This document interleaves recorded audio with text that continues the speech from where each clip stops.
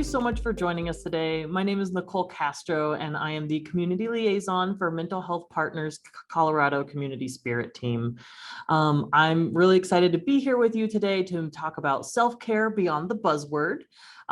We are going to have a multi-part series here, so stay tuned and stick with us. We're going to cover some new definitions of self-care. We're going to talk about how there are many different types of self-care that we may not consider. So we'll look at the strengths and weaknesses of all of those for ourselves. And then I'm actually going to offer you some tools to help you incorporate and sustain these in our day-to-day lives, because new habits are hard. So today, I'm going to just give you a little bit of the definition side of things. I'm going to talk a little bit about what self-care is not, and then I want to leave you with an idea of what self-care is.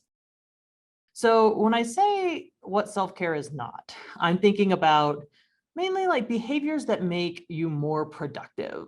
I don't want any sense of self-care here to mean that your worth is measured by your productivity. I'm also not here to say that there is one kind of self-care that works for everybody. Self-care, unlike socks, is not one size fits all. I think another idea that we run into often is that self-care is selfish. And I'm here to tell you that taking care of yourself is one of the best ways to take care of your loved ones, your community. And if you only do it for yourself, that's awesome. Self-care is going to be this thing that changes and shifts. And so it's not going to be the same even day to day for you. And as we get into tips and tools, you're going to see that it's not just the fun, fluffy, easy stuff. Sometimes it's very practical. And you'll also see it's not time consuming. So I'm going to give you lots of ways to build self-care in ways that are little bite-sized, but can make a huge difference in your life. I think one of the main things that we get caught up in is that self-care is supposed to look a certain way.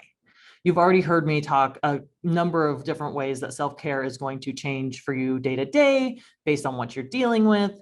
And so when I offer a definition of self-care, it's much more in the lines of having activities, behaviors, and habits that will support, maintain, and encourage health, happiness, well-being, growth, the things that really bring meaning to your life.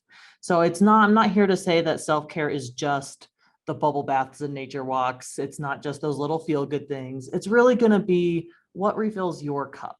What are those activities, behaviors, and habits that maintain, support, and encourage your happiness, health, well-being, growth, and you get to pick what those are for you. So that is a base idea of self-care that you get to amend and change and really make your own.